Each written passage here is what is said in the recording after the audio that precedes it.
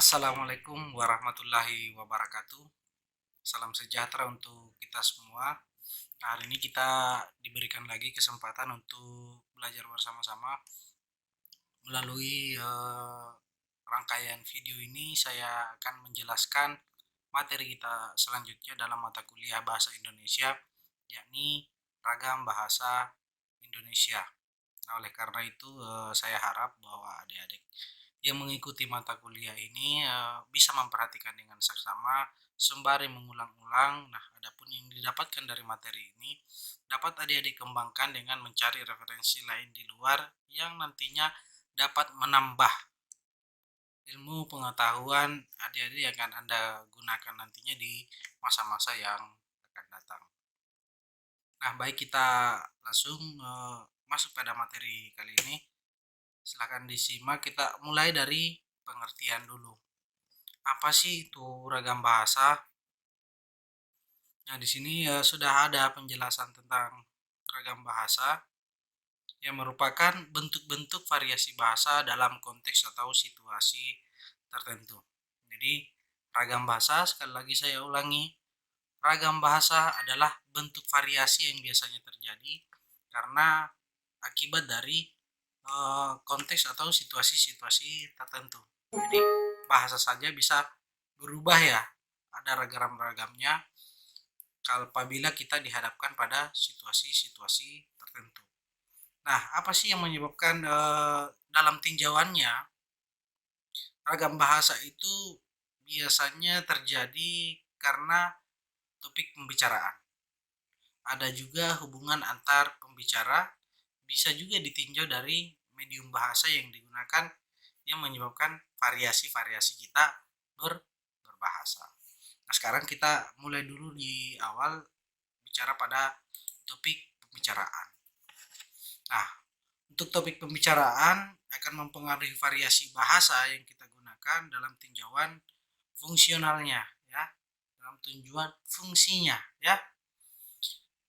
Misalnya pada topik pembicaraan agama, topik pembicaraan medis, politik, ekonomi, dan lain-lain sebagainya, itu biasanya ada variasi istilah.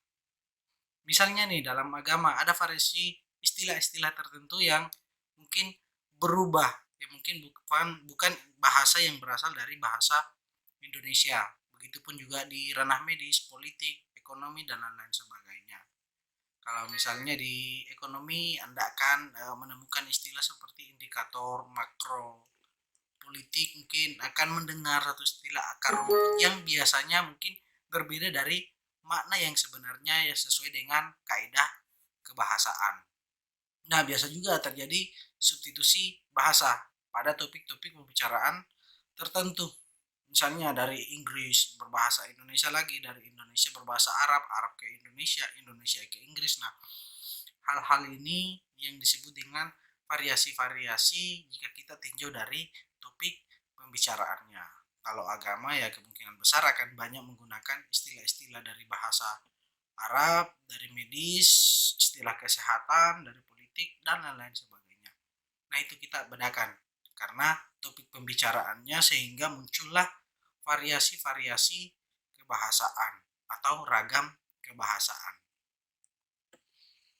Nah, baik kita kembali dari ketiga ini juga akan saya jelaskan faktor-faktor lain yang akan menyebabkan terjadinya variasi-variasi bahasa dalam penggunaan kebahasaan kita di Indonesia. Sekarang kita lanjut pada hubungan antar pembicara. Nah, bisa diperhatikan kalau kita tinjau dari hubungan antar pembicara yang biasanya kita lihat adalah siapa lawan bicara kita. Karena konteks situasi ini akan sangat menentukan variasi bahasa yang akan kita gunakan. Misalnya ketika kita sedang berkomunikasi kepada orang yang lebih muda, orang yang lebih tua, ataupun orang sebaya. Di sini ada etika yang mengatur kita. Apa itu etikanya? Yaitu kita pasti menginginkan keakraban. Di situ ada norma kesopanan ketika kita berbicara.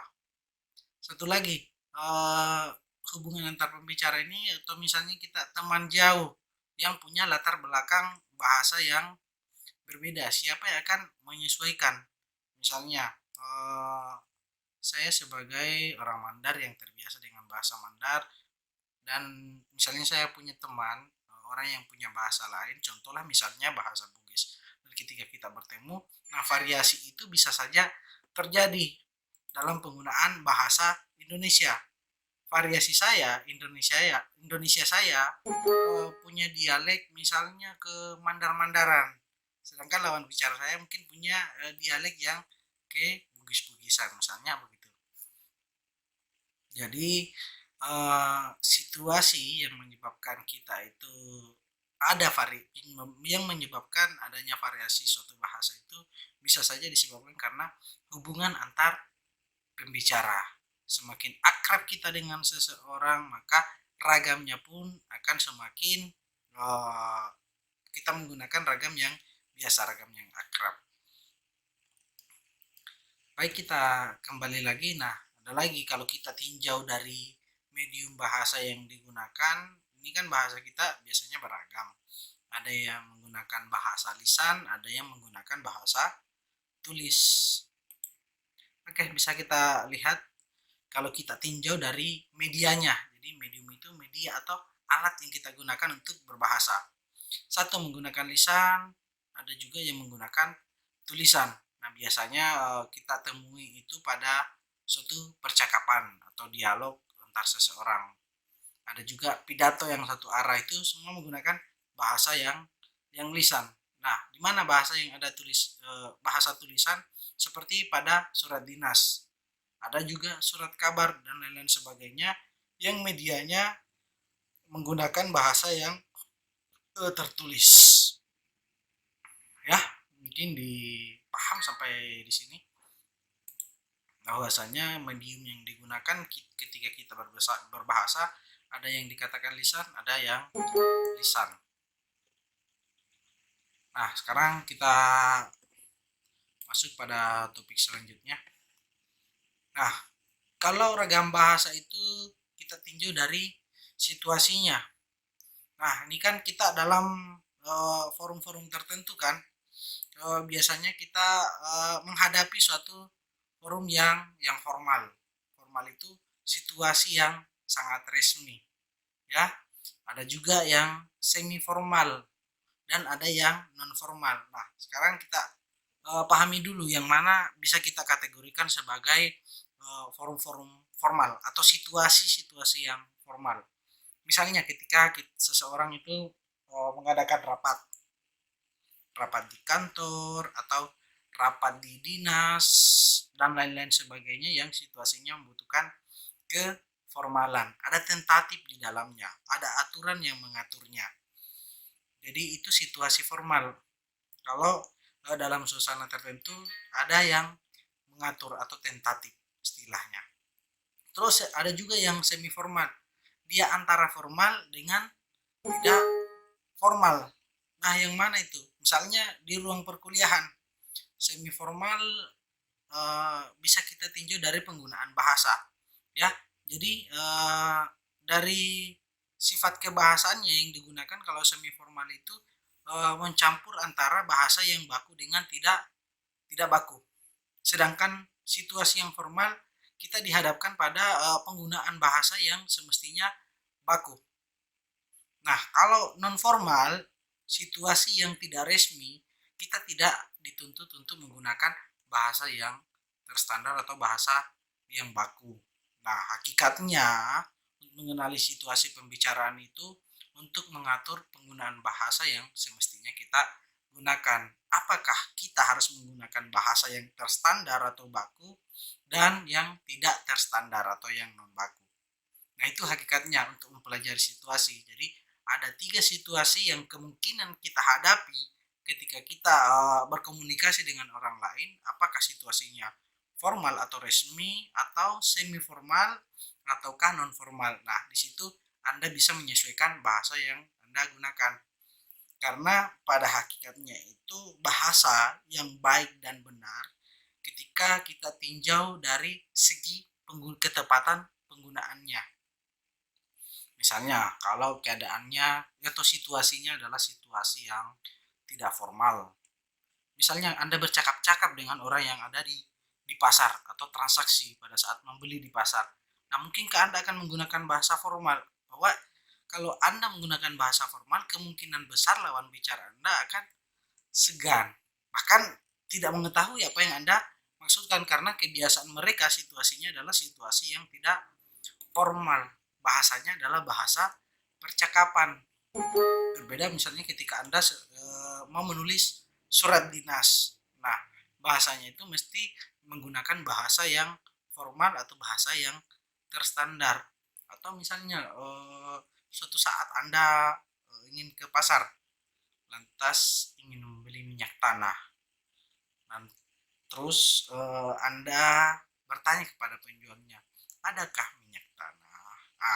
Itu kan bahasa yang cenderung pada situasi formal pengungkapannya. Nah, oleh karena itu penting dipahami kata kuncinya bahwa penggunaan bahasa yang baik dan benar itu adalah penggunaan bahasa yang sesuai dengan konteks dan situasinya.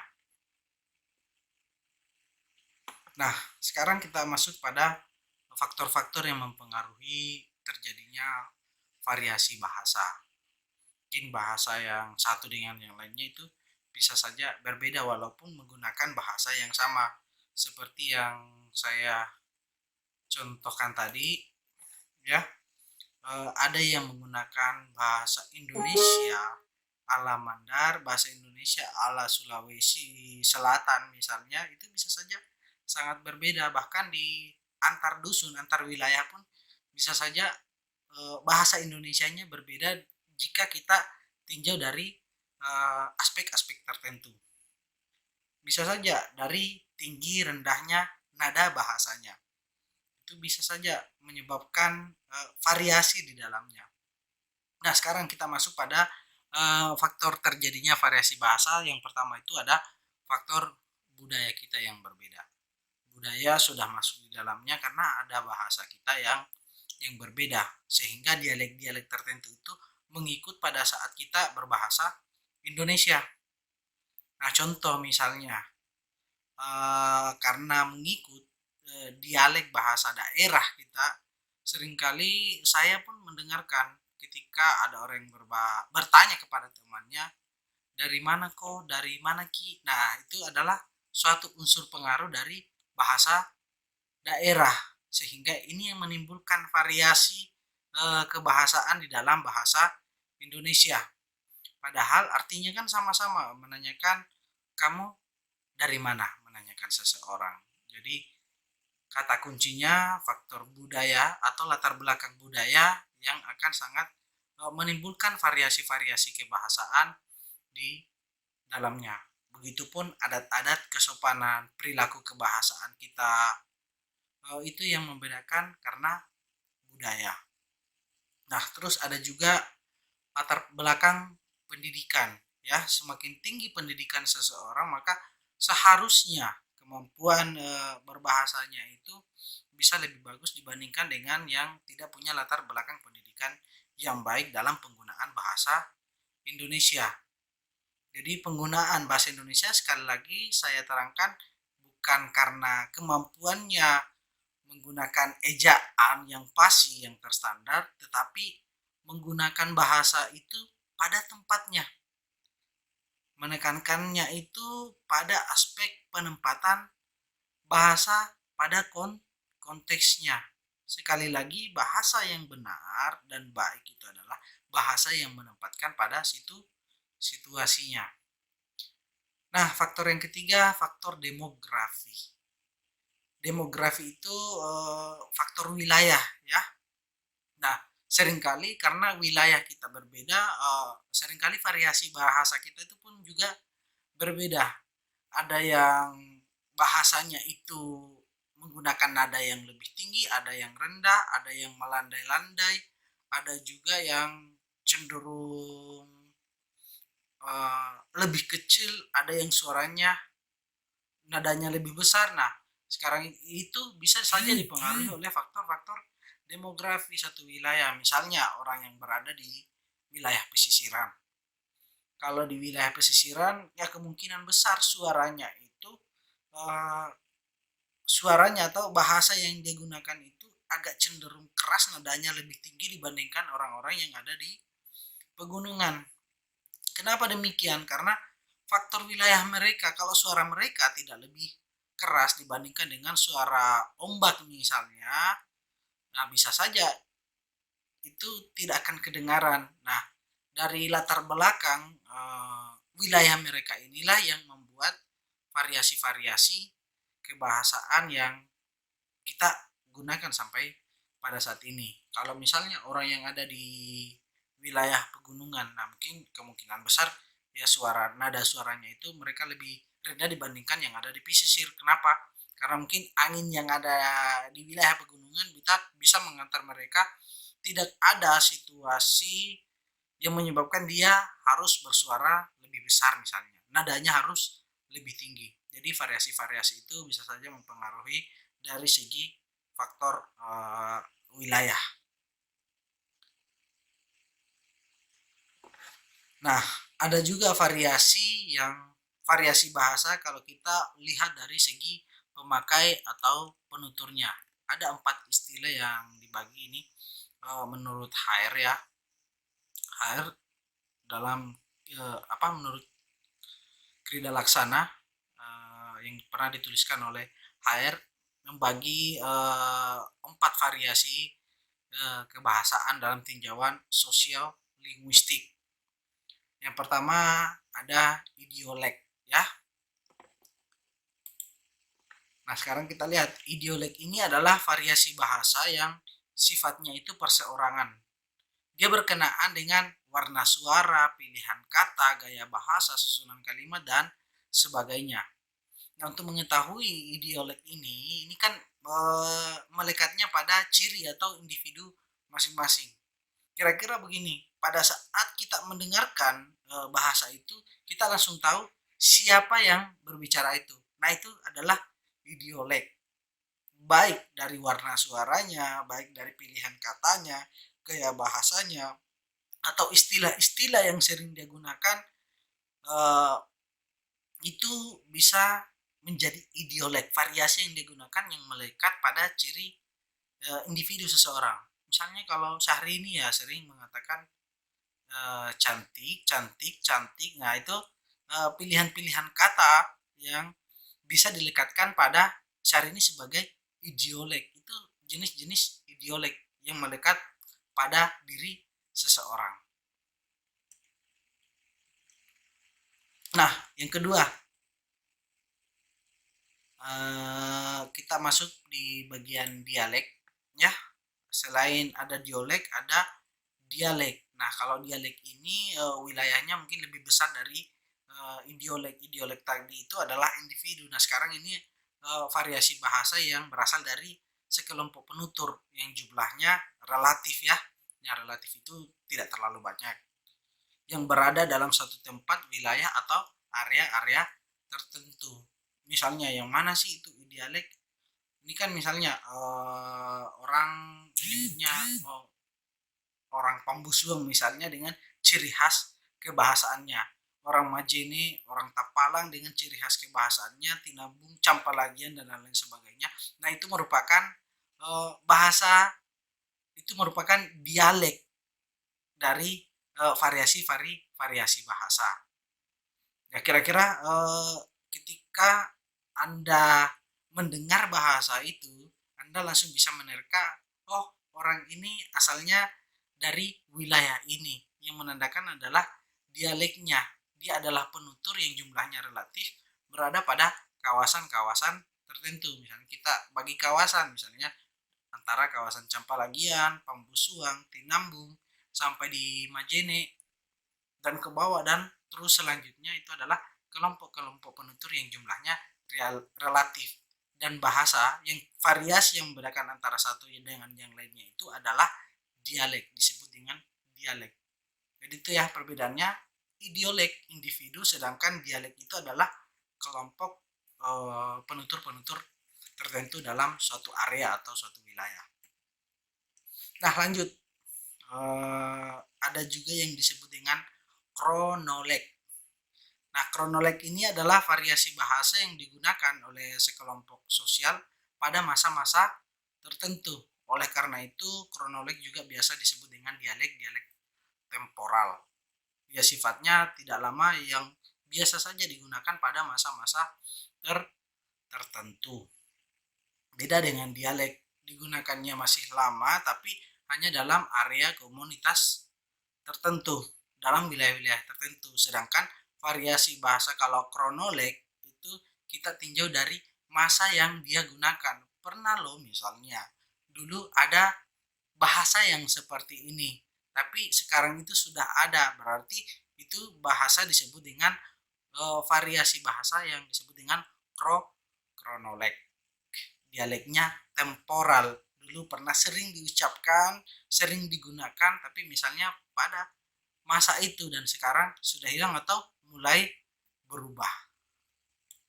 Baik, sampai di sini paham ya kalau misalnya dialek melekat pada individu, dialek melekat pada area tertentu, kronoleg melekat pada masa-masa tertentu. Nah, ada juga sosioleg, variasi bahasa yang berkenaan dengan status, golongan, dan kelas sosial para penuturnya. Nah, ini bisa saja bervariasi, misalnya golongan kelas atas dengan golongan kelas bawah, yang berpendidikan, yang tidak berpendidikan. Itu disebut dengan sosioleg. Ketika bahasanya misalnya orang yang ada di pas penjual dengan yang bukan penjual itu bisa saja berbeda antara satu dengan yang lainnya. Banyaknya variasi itu ketika kita hadapkan pada status dengan atau golongannya atau kelas-kelas sosialnya. Jadi kira-kira itu variasi-variasi yang sering terjadi yang bisa kita lihat. Nah, untuk mengembangkannya lebih lanjut, adik-adik bisa mencari referensi pada ilmu-ilmu sosiolinguistik. Nah, tapi pentingnya adik-adik memahami materi ini, yakni penggunaan atau menempatkan situasi kebahasan itu pada tempatnya. Nah, baik, setelah mendengarkan materi ini, jangan lupa kalau bisa adik-adik like dan subscribe di channel tips dan trik media pendidikan supaya dan nyalakan lampu notifikasinya supaya ketika ada update materi selanjutnya dari bisa langsung tahu tanpa harus menginformasi atau bertanya. Jadi setelah Anda dapat notifikasinya, Anda bisa langsung akselerasi untuk mulai belajar.